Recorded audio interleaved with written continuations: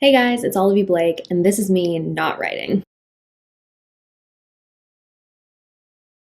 Where to start? This is going to be a weird day, I think.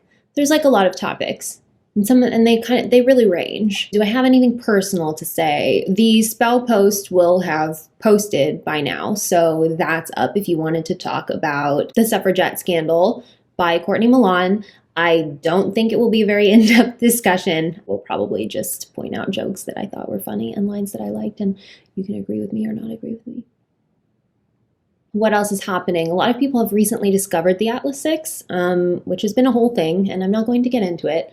But welcome. Yes, I'm going to do a sequel. There is a preview on my website. The only reason this is being held up is because the Atlas 6 is fantasy and it is self-published, and the other half of my career is traditionally published and it's young adult romance.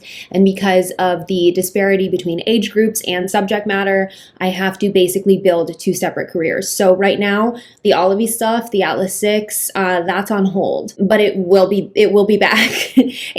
Truthfully, I don't think that it will actually take much longer than if you were waiting for a traditionally published book.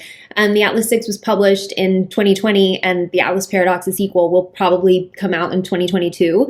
So we're not looking at like a huge wait. I just know that people who are used to me coming out with books every few months are probably going to think that's a really long time. And you're kind of right. I can't do anything right now because I have to work on my young adult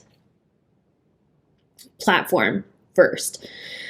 And I have, obligations to the publisher and my agent and all that stuff. So it's for reasons that are sort of out of my hands. It won't be for a while, but, yeah, there's definitely a sequel. I have to tell you, it is shocking to me that anyone could come to the end of this book and be like, is this a standalone? Like, half of the questions that were raised have not been answered. The theme has not been resolved in any way. It shocks me that anyone would go to get to the end of the Atlas 6 and think, that ended badly. I'm sure it's probably done now, but it's fine. Let's just get into questions, because I truly don't even know what I was talking about. This is a weird one that I can't necessarily help with because it's like one of the world's larger problems. But anyway, how do you deal with incels? It's a portmanteau of involuntary celibacy. And I think the way that it initially began was just like with a group of dudes on the internet who were not very successful with women, did not understand women. And it was a community for them that eventually became violent. And it kind of espouses this idea that women being sexually liberated is a problem for men because it means they can't get laid. And it has turned into this sort of very militant misogyny. So that's what we're talking about. How do we deal with them? So not that I've known any in real life or anything, but just knowing they're out there, it is very stressful. It's crazy. It's really sort of insane to think how many men there are that just hate women because they don't understand them. But, it's the same thing with racism. It's just like one of those fun aspects of being live in the world. I don't think about that much in my day-to-day life, but sometimes I come across something like females only understand sex and they're wasting their best breeding years being vile whores. And it's like, what the fuck? It's not that I necessarily think everyone who says extreme stuff like this seriously believes what they're saying. I would argue that I think that they do. Yeah, so either way, it's degrading and very misogynistic. You can usually bet racist, homophobic, anti-Semitic as well. Yeah, you can only really be in this sort of position to look down on members of society if you feel that you are entitled to something, and that tends to be a very specific demographic. I'm sure the solution is just don't let them get to me, which fair. It's also a problem to me that they're targeting teenage boys and making them feel like they're meme soldiers fighting an important war. This is a problem for a variety of things that I think this is something that's going to be addressed as like social media laws change. I think the internet is still pretty much a lawless place. I got a weird amount of questions that have to do with like the legality of social media. Not this per se, but I feel like, you know, when you talk about recruitment tactics of like the dark web, like what can I do about that? Nothing. Can someone do something about it? Probably. And I think that's something that a lot of people are trying to do something about. You know, just the perpetuation of misinformation has obviously been a big deal in recent years. Growing thicker skin doesn't seem like exactly the right solution. A secondary point, which is the one we're going to focus on, it makes dating feel unpleasant because I don't want to accidentally date a man who actually thinks like that. That might not be relatable since you're married to what sounds like an impossibly wonderful man, but maybe it was relatable at one time. So yeah, there's a lot of trash men in the world for sure. I mean, there's a lot of trash human beings in the world in general, but like, you know, I really kind of subscribe to the concept of not all men, but almost always men. So yeah, can we fix men? That's a way bigger problem than I can personally deal with. I think about this a lot because like, what if I'm carrying a boy? You know, but I also think it's not that hard to raise a boy to care about others. One hopes it is not that hard.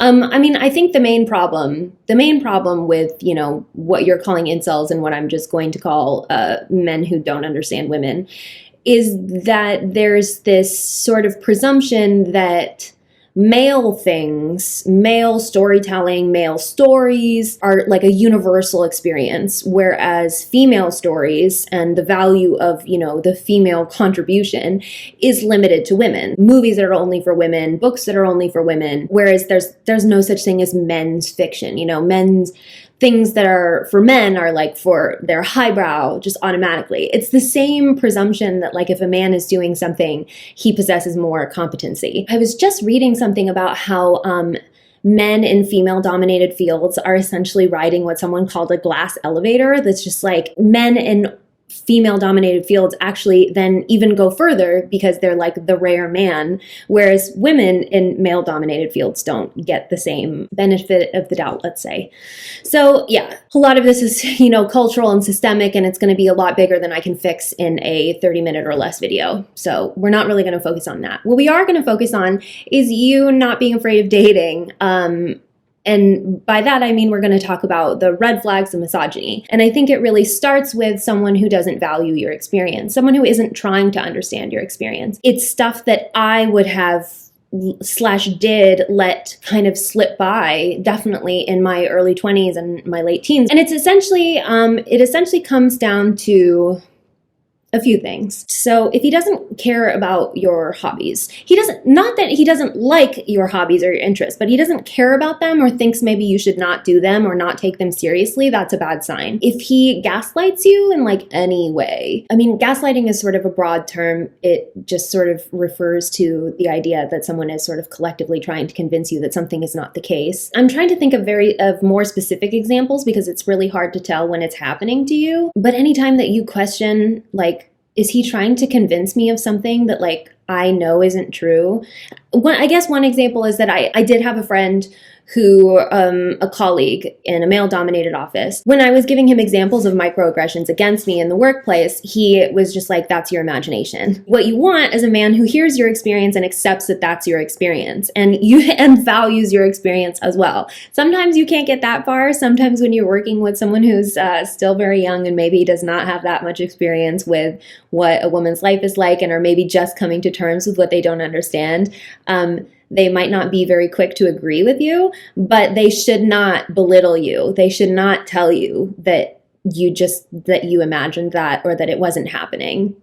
That's a bad sign. Someone who tries to control you or not even controls you, but maybe has like hard and fast opinions about what a woman should do or should look like. Now, this is sort of a hard one because when I first started dating Mr. Blake, who, as you said, is impossibly wonderful, although I can tell you that he did grow to be impossibly wonderful and he was just sort of believably wonderful before. When he met me, my hair was like down to my waist, and it was one of the things that he really liked.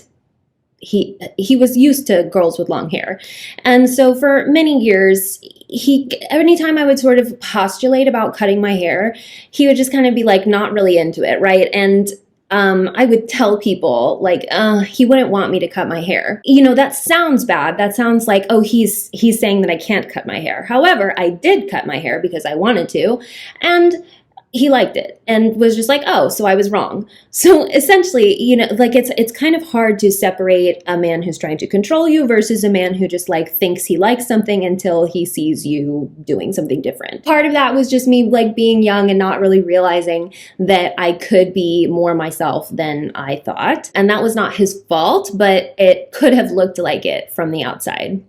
In the more believably wonderful category, when I met him, he was extremely apolitical. He really believed that, like, he was like, why would it matter? Why would I get involved? My vote doesn't mean anything. Until I think, you know, at some point you have to look around at the world and be like, okay, that's not true. And it was nice that he came to that conclusion. At this point in time, it's really hard to separate political beliefs from how you, whether or not you respect minorities or women. So it's certainly something that you could pay attention to. It is certainly, like you said, a hatred of one group of people is indicative of probably disrespect of another as well. So I box, or used to when I didn't have a baby in the way. And this is what I've learned about misogyny, okay? There are basically two kinds of misogynists, and one is very obvious. The first kind of misogynist is the guy who comes in and wants to hurt you. This is the kind of guy who looks at me, knows I'm a much smaller girl, has no idea of what my competency is, but still decides that he wants me to pay for it, that he wants to hit me as hard as he can. He wants me to suffer. That's the first type of misogynist, very easy to identify. The second kind, and this is much harder, but much more common, is the guy who, it's his first day, right? And he doesn't know I've been training for 3 years, and he's partnered with me for, you know, whatever reason, and he doesn't want to hit me. And I'm like, my guy, this is what we're doing. You hit me, I'll block. This is what I'm trained to do, is you have to hit me correctly at, like, you know, whatever strength we're going, 10% strength. And that's just what we're doing. That is the drill. And like, I know you can do it because I've seen you do it to the other men in the room. Why aren't you hitting me? And it always comes down to this guy being like, oh no, I can't hit a girl. And it seems like he's being a gentleman, or that it's chivalrous or something, but what he's actually doing is robbing me of my agency. He's robbing me of like any form of respect. I have come in here to get a workout that he is now not giving me because he can't hit a woman. There's lots of stuff folded into this, including his presumption of my incompetency. I've been doing this for literally 3 years longer than he's been doing it, and yet he's still not going to do it. And usually I have to really coax these guys through it. Once they hit me really weak. I have to get my instructor to come over and be like, okay, this guy won't hit me. And he'll be like, she can really take it. Like I'm telling you, I've trained her for 3 years. This is how we do things. And sometimes he will learn and sometimes he won't. And in conclusion, this second type of man is the kind of man you have to watch out for because he believes he knows what's best for you. And he's doing it in a way that seems like he's maybe gentle or considerate, but what he's really doing is just cutting my autonomy off at the knees. What he's telling me is that he doesn't respect me to know what I'm talking about, or to know what I'm doing, or to know how to defend myself. And that is not great either. But at least I can tell you that there are plenty of guys who would come into the boxing studio and immediately show me the respect that, you know, I had kind of deserved at that point. People who would just treat me like I was just another person in the class, which was ideal. Obviously, this is what you want. So yeah, that's kind of my shorthand, is you kind of want to watch out for that second type of man who doesn't respect you and has no interest in your story, your background. None of that would change his opinion of you. You're just a woman. You fit into the category of woman. He doesn't hit women. That sort of generalization that robs you of your personhood, that's what you're looking at in terms of who's like a sneaky misogynist. But other than that, I mean, I think these kind of things you pick up right away. You've been a woman alive for long enough that I think you know what the microaggressions are. Unfortunately, you'll probably be exposed to more and more throughout your life, but you know when you get a weird feeling what kind of guy you're talking to. You don't need to make excuses for him, okay? If being around him doesn't make you feel like your existence is validated, then it doesn't matter what he's doing to make you feel that way. Go with it and run.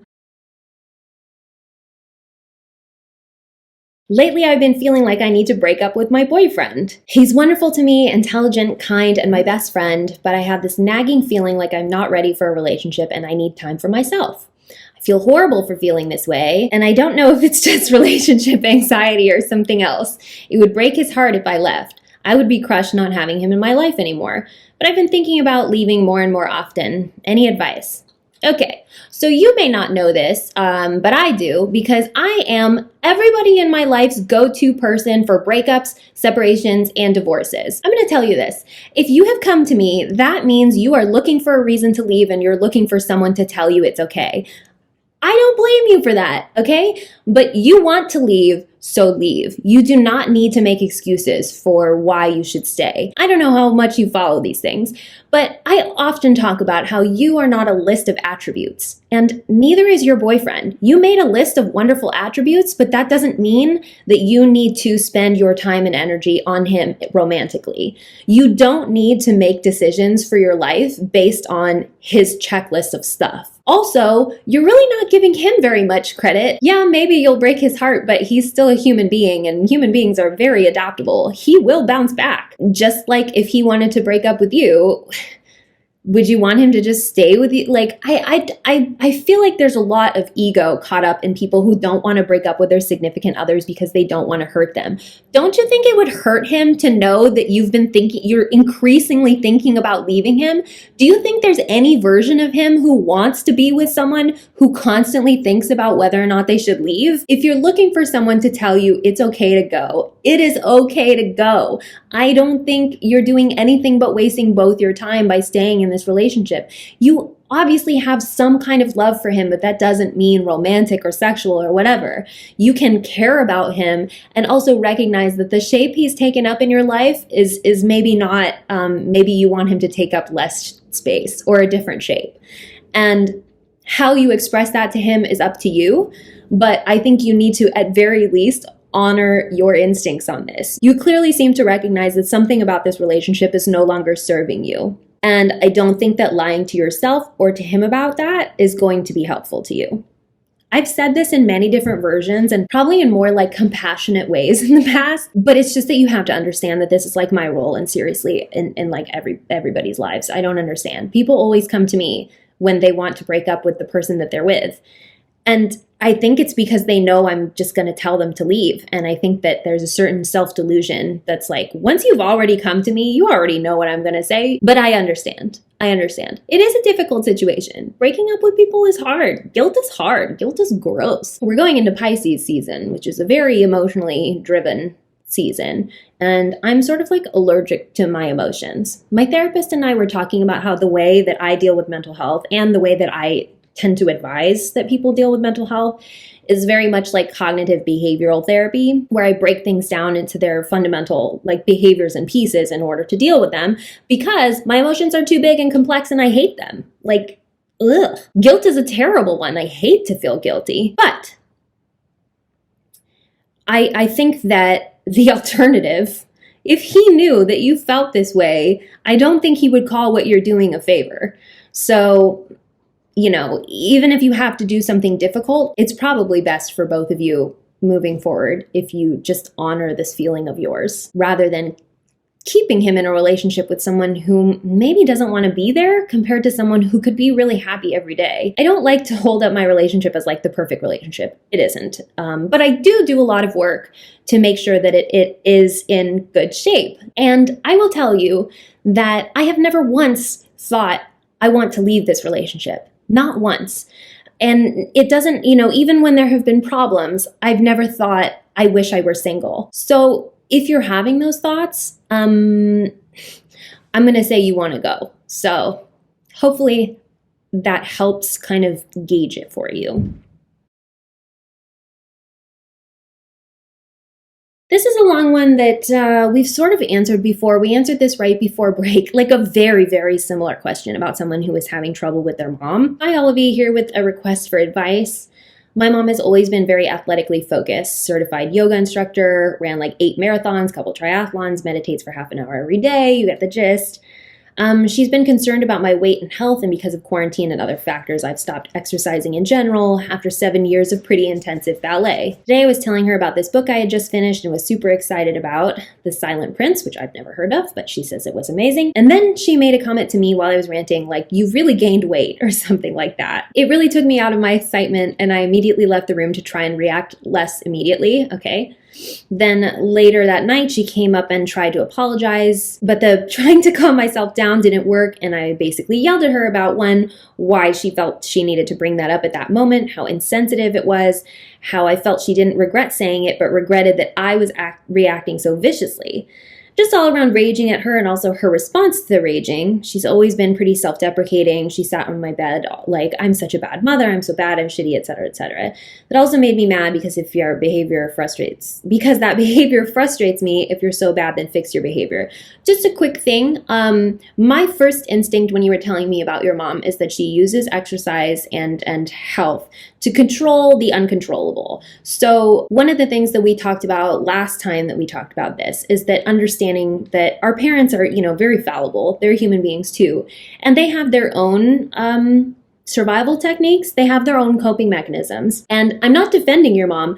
I'm just saying that I think that your mom's is that she tries to control the uncontrollable by controlling things like her weight, her body, her health and stuff like that. So I think that it's very possible that just she's caught up in this whole quarantine thing. She's worried about stuff. She's worried about something that she thinks is within her control, your weight, which is not within her control. So, and the idea of her being self-deprecating also fits in with this idea that's like, she really wants to make her environment, I want to use another word other than control, but she really wants her environment to be, maybe she's someone who considers herself to have like a very like extreme competency so that when things go wrong, she immediately blames herself. I understand that need. So I see where she's coming from. I also see where you're coming from because obviously that's very frustrating. I used to do the same thing where I'd tell my mom something and she'd be like, you need to get your eyebrows done. And I'd be like, why are you looking at my eyebrows? But some of that is just the mother-daughter thing. I don't know. I wanted to ask you how you dealt with that sort of thing. Also, if you have any tips on regulating emotional response, since I do think I was way harsh. One reason I was so affected was because ballet was definitely ruining my self-worth. I felt her comment on weight sort of made me think about ballet and self-worth, etc. And that is a pretty volatile topic for me. I think it bears mentioning that her parents have diabetes and that affects how conscious of health she is. So just advice on dissecting my feelings would be nice. Yeah. No, I think this is just part of your job at this point in your life is to rebel against what you see as sources of authority, one of which is your mother. So this is all very normal. Not to downplay anything you're feeling because you're right, you're absolutely right that your self-worth should not be about your body. And I hope that you are able to escape the same difficulties that your mom has. I mean, if you think about the fact that your mom is basically trapped in this prison of like, if she were to let her weight go or to stop exercising or to like stop thinking of her body as some sort of commodity where you put calories in and work the calories off, she would no longer feel any sense of control over the world. And that would probably send her into like kind of a wild tailspin. I mean, you have to understand that your mother has definitely she's developed this as her way of existing in a world that has put her through a variety of different kinds of suffering. Everybody has these, everybody has something, their way of dealing with the hard stuff that life throws at them. And this is hers. And you are still in the process of developing yours. So on the one hand, congratulations on knowing that you were sort of in a situation that wasn't great for your mental health. And congratulations on knowing that you don't want to be reminded of that. There is a way that you want your interests and your body to be treated and to be judged, and that it shouldn't be in anybody else's hands. That's great for you. That's actually very lucky for you because your mom clearly doesn't have that freedom. So what can I tell you in order to deal with this? Sometimes parents are just going to piss us off more than anybody else in the world because they're like the foundation of our personalities. They're our first teachers. Most of the way that we see the world and how we love is built on who they are and what their flaws are. So we're very sensitive to what they think. You may want to have a more rational reaction to the things that your mom says and does. But you can't because you're her daughter and she is a piece of you whether you like it, accept it, or not. It's a complex relationship. So you can't completely prevent a volatile response because she is going to affect you emotionally in a different way than anyone else in your life is ever going to affect you. This is true of just parents, family in general, just because, foundational functional psychology. But it would help to start to sort of see where maybe your mom's blind spots are. You seem to already know what they are. How to make them bother you less, I don't know. There's only so many ways that you can game your emotions. There's only so many ways to look at a situation, acknowledge it for what it is, and then you're never going to feel neutral about your mother. You're not going to not have emotions about the things that she says and does because she's your mother. So you're always going to feel some emotional way. But hopefully, it's promising to me, I think, that your mom tried to talk to you about this. It would be much worse if she did not acknowledge that you had feelings about this at all. I don't know if that's your take on it, but just trust me that it's good that your mom tried to open the door for dialogue. Even if she was blaming herself and you just wanted to have a conversation, she's at least trying to offer you the space to share your thoughts. And I think that you should share them, but just recognize, tell her, I don't want you to blame yourself. I just want us to be on the same page about how this affects me and in what ways this means more to me than maybe you think it does, or that I have this very complex relationship with ballet, with my body, with my self-worth. And is there something that we can both do moving forward where we don't so that we don't sort of fall into these traps again? That would be the ideal, healthiest thing to do. But it makes sense that you would be fighting with your mom, especially during insane times like these. Remember that your mom is a human being who's probably spinning out in addition to you are as well. So this is a hard time for everyone, and I don't think anyone is at their peak mental health. So you can have your emotional response. You can be angry, you can be frustrated, just as long as you are able to remind yourself that she's coming from somewhere too, and try to take advantage of those sort of open dialogues. If you're not ready to talk to her about it, or you feel like, you're still feeling emotional about it, maybe you can express that to her and just say, I'm not really ready to talk about it yet, but I'd like to talk about it later. Can we talk at a certain point? I don't know. You could see how that works. This is all really dependent on however you and your mom, how you can best relate to each other is dependent on your personalities. So I can't tell you what that is. But I do think that she's at least trying to open up a dialogue with you. She seems to respect the fact that you have opinions about what she's done, that she's willing to take seriously to some extent. It seems like she's overblowing them, and that's what's frustrating you. But that space is there, and that's great. And not everybody has that with their parents. So yeah, it's okay to be angry. It's very normal to be frustrated. If you have an emotional response about this is a very unique relationship in your life. It'll always be a little bit weird, but you'll get there. Anyway, this has been me, Olivie Blake, not writing, and I'll see you next week.